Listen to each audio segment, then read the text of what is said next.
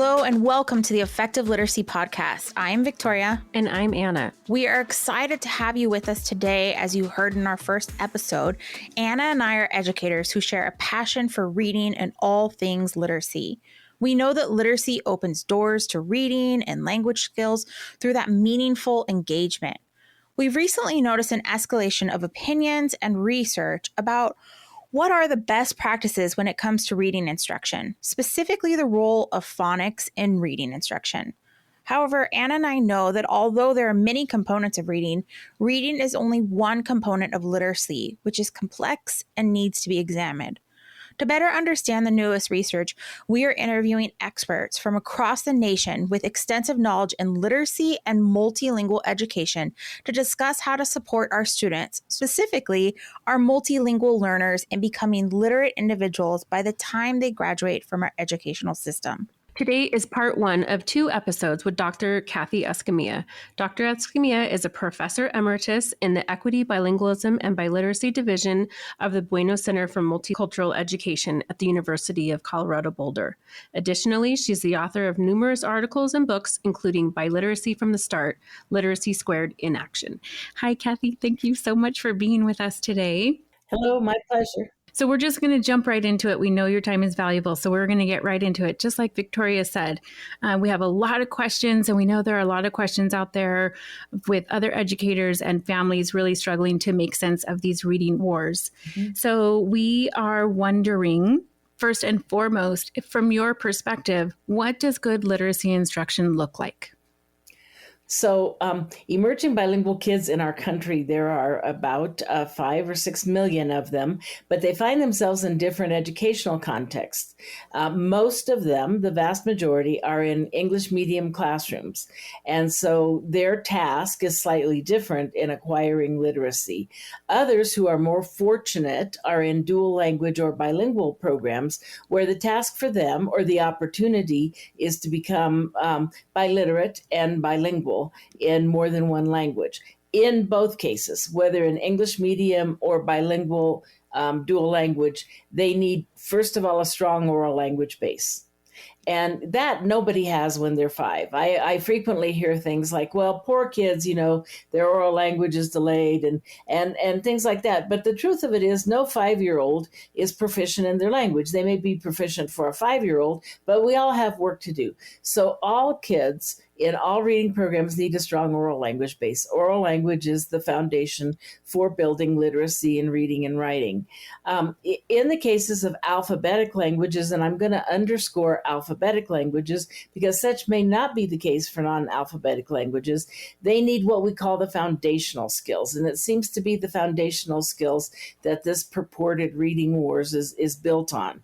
How much, how often, how frequently, and to the extent, at the expense of what.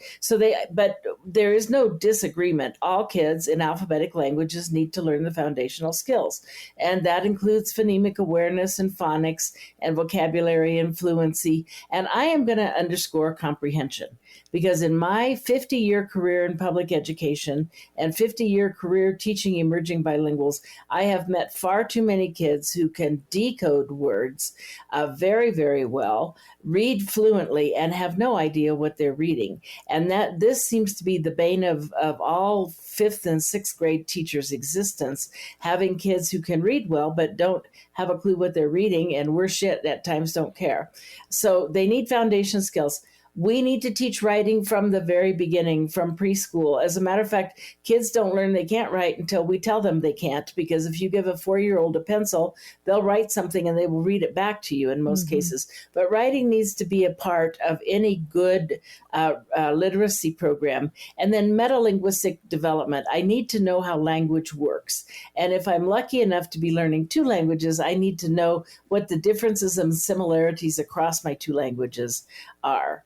If kids are only in English medium classrooms, they need to have oral language in addition to the foundational skill teaching. Phonics is important, but alone it's not sufficient.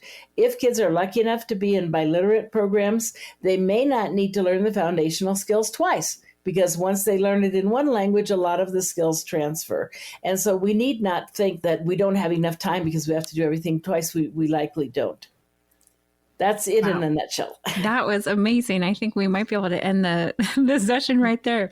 No, I do have a follow-up question, though, because I think you kind of touched on a little bit of the idea that comprehension may not be a focus in some of those early classes. So what might you see in a classroom, in addition to lack of comprehension focus, but what might you see in a classroom that's not getting it right? Okay, that is a very good question. And so first of all, I have yet to run into a teacher who doesn't want kids to learn. So I am not going to use that invitation to bash teachers and say, we got a bunch of incompetent teachers out there and they don't know how to teach reading, blah, blah, blah. I'm not going to do that. What I see are teachers trying very hard many times, and children aren't getting it. But they are being told from someone else that the method is right, you are wrong, you need to figure it out. And I think far too often we do not listen to teachers' voices when they're telling us the kids don't seem to get this. I always harken back to a little child I taught in first grade in 1971 in Johnstown, Colorado. And we taught foundational skills then. Phonics was a big part of the reading program. And so I would say to James things like, okay, if the word was but, it's James, sound it out. He'd go, but, good, James. That's really good. What's the word? But, that's it, James. Put all those sounds together. What's the word? He'd finally go, come. I mean, he would do that all the time with different words. He got what he was supposed to do, which was to break down all the words into sounds, but he didn't get that they all went together to make a word that had to sound something like the sounds. And so sometimes I think that there are little things that teachers are not missing or that kids are missing that's right there that hasn't been included in the teacher's guide for how to teach reading. And so that when we see those kind of things and we see kids in third grade still doing those kind of things, we're not quite getting it right. And I don't mean the teachers, I mean the programs that we're using. In worst case scenarios, we see kids misbehaving. They're bored.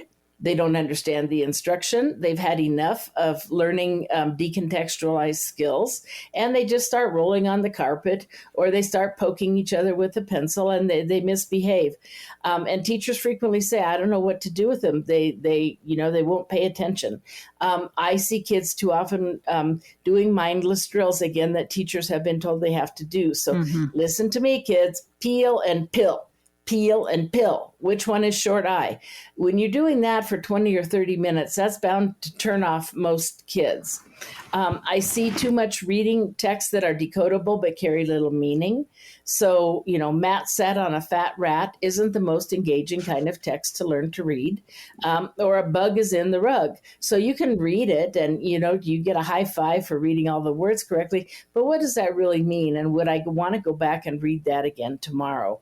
So we see those kinds of things that I think are missteps. And it's not classroom teachers not caring or classroom teachers aren't competent. It's that we are giving them bad information and we're not, giving them a recipe for teaching skills, but also teaching kids to love learning and love reading. And that's really important. And the last thing I want to say, and I feel like I'm doing this, I shouldn't be saying this, is that we see all teacher talk and very little kid talk. I think everybody's trying hard. I just want to say that. Absolutely. Especially after the pandemic, they're trying harder than ever. I agree with you completely. And everything that you just shared, I think that what kept coming back to my mind is student need at the center of our instruction. That, we're really, in some of our classes, teachers are being told to do this and then this and then this and then this. And when we know that some students aren't going to sit on the rug for 20 minutes. So of course they're going to poke a pencil or they're not going to make meaning of the words. So we need to really think about who are the students, what are the needs, and then use those awesome resources that we have to plan for good instruction. Yes.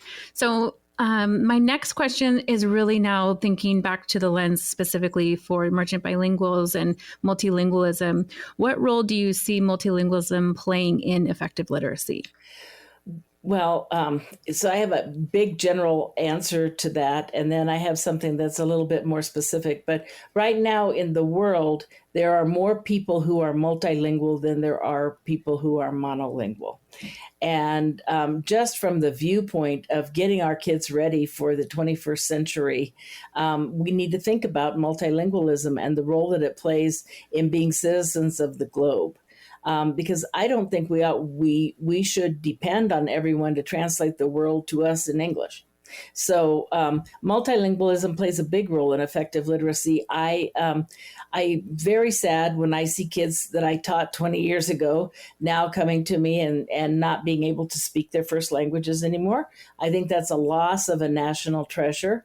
And I think that even if we don't have a formal laid out bilingual or dual language program, we ought to think about what we can do to preserve those resources, to develop them, and to encourage parents to maintain those languages in their home. But aside from that, the research tells us a whole lot of things. What you know in one language transfers to another language and vice versa. So there's cross-language transfer. Kids who know skills and strategies in Spanish can transfer them to English. Teachers frequently tell us, give us a kid any day who knows how to read and write in their first language, even if they can't speak a word of English. Those kids will acquire literacy and acquire content area knowledge in a second language faster than kids who know English and for whatever reason haven't made progress in school. So things like sound symbol correspondence, directionality, meaning about the world, all of those things transfer across languages.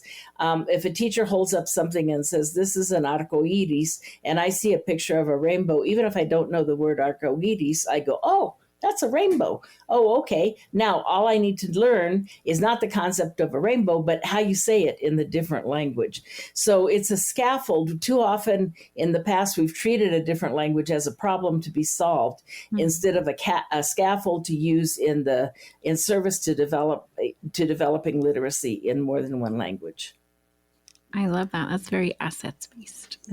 You know, in that assets base and this idea of that we as educators are helping to produce citizens of the globe, I want to kind of wrap our heads around this idea of culturally and linguistically responsive pedagogy. Mm-hmm. So, Kathy, could you describe what is really meant by that to us?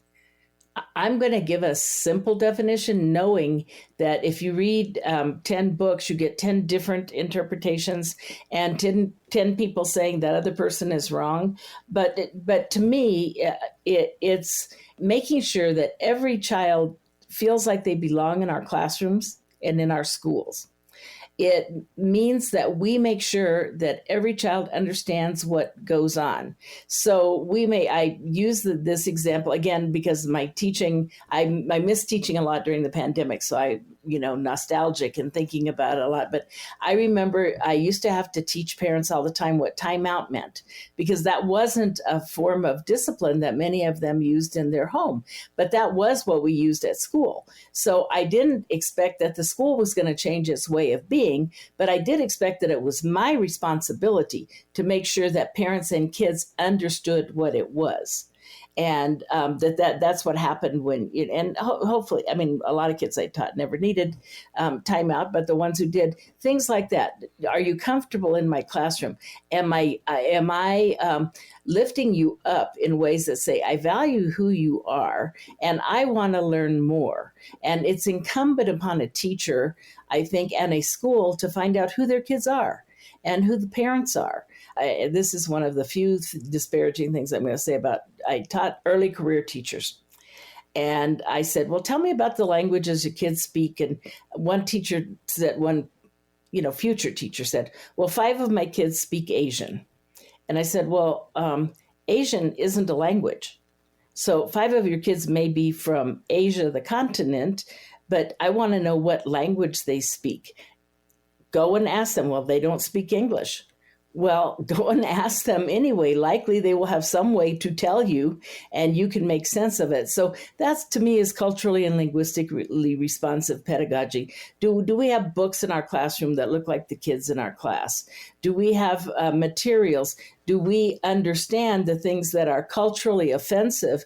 I can't understand those things for the entire world, but if I'm teaching 21 kids, I need to understand those 21 kids and what they're coming with. I need to let the parents know that I respect and honor who they are and where they're coming from. Again, that doesn't mean that I say, okay, I understand that in your country, boys and girls never sat at the same table. I have to explain to you that it's different here, but I honor and respect your viewpoint. It's just that here, this is the way we have to do things. I can't tell a kid that's wrong and that's past century and who are your people. So we have to value, we have to respect, we have to try to make sure that kids feel comfortable, see themselves, and feel respected. I love this idea of that we as educators are the learners in this case, right? That Yes. we're learning Yes. about our students. We're really making sure that we honor all that they're bringing to our classroom. Mhm. And I really, really like this idea. So thank you for breaking that down for us.